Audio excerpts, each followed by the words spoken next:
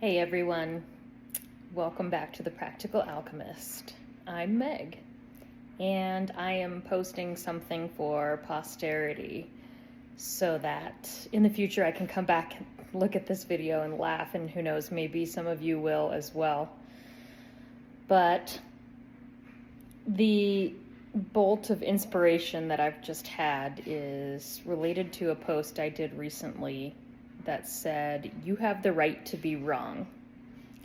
And that was the first time I heard that phrase was in a song that came out sometime, I believe, in the late 90s, early 2000s.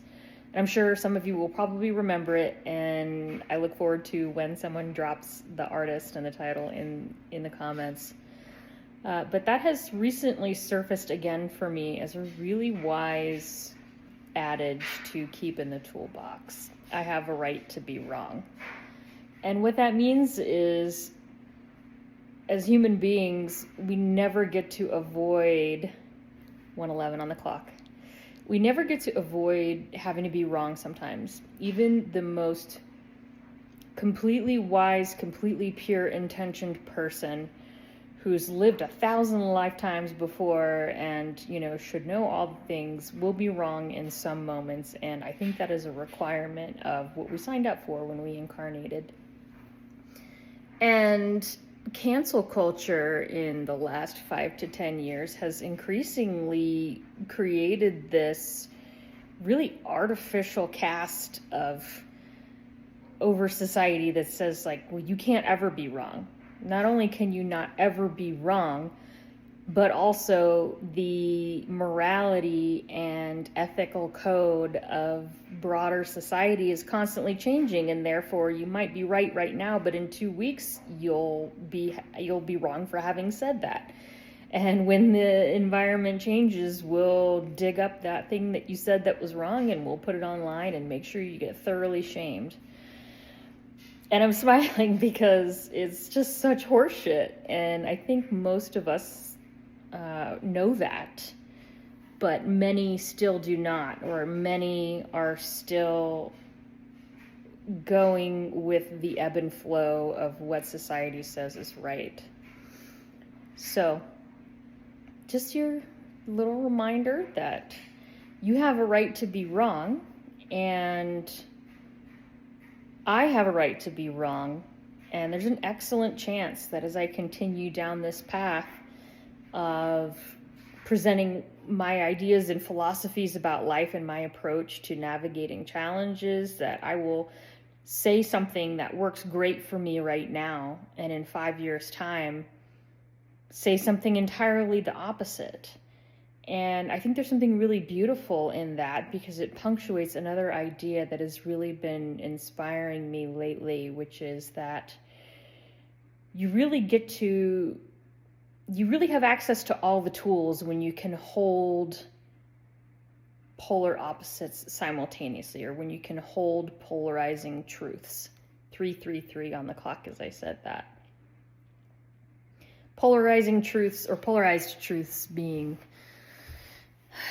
this is bad, that is good. This is ugly, that is beautiful. This is deep, that's shallow. Anything that you can put on a spectrum that creates a polarization, which, by the way, in and of itself is a subjective topic. Anything that you can put on a spectrum like that has this beautiful gray area of nuance between the two poles. And I've mentioned this before, but the best example I can give of explaining, very, very difficult to simultaneously hold poles, is that think about ethical cognitive teasers, if you will. I'm not remembering the word right now that I would prefer to use, or the phrase I would prefer to use. But, let's say on the scale that you're looking at of polar opposites, like murder is wrong, murder is good. Is it good or bad? Or let's say like to murder is on one end of the pole, and not to murder is on the other end, and one's evil and one's good. Well, you can turn that paradigm on its end if you consider any like circumstances that surround that specific situation. As an example, what if you had to? What if one person is, you know, making so much noise in a room where you're a group of Jewish people hiding from Nazis, and you have to silence that person in order to save 20 other people, right?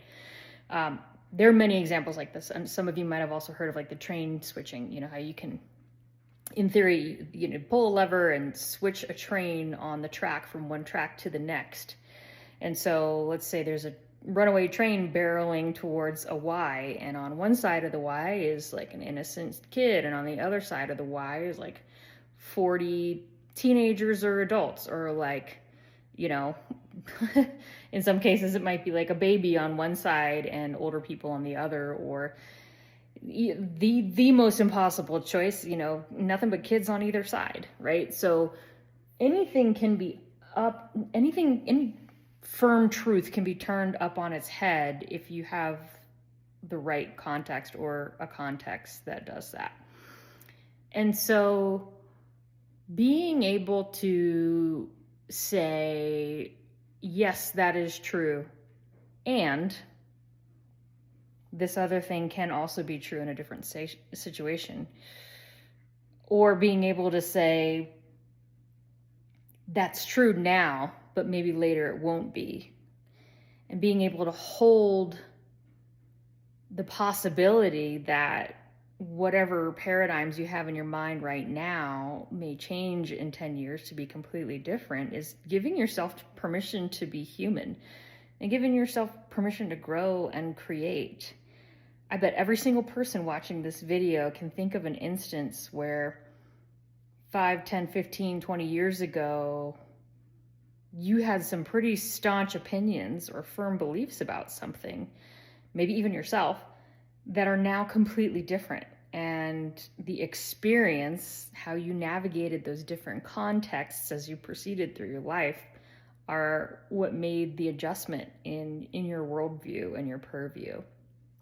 So I'll leave you with this. Not only do you have the right to be wrong, but it's a privilege to be wrong. Have a great day.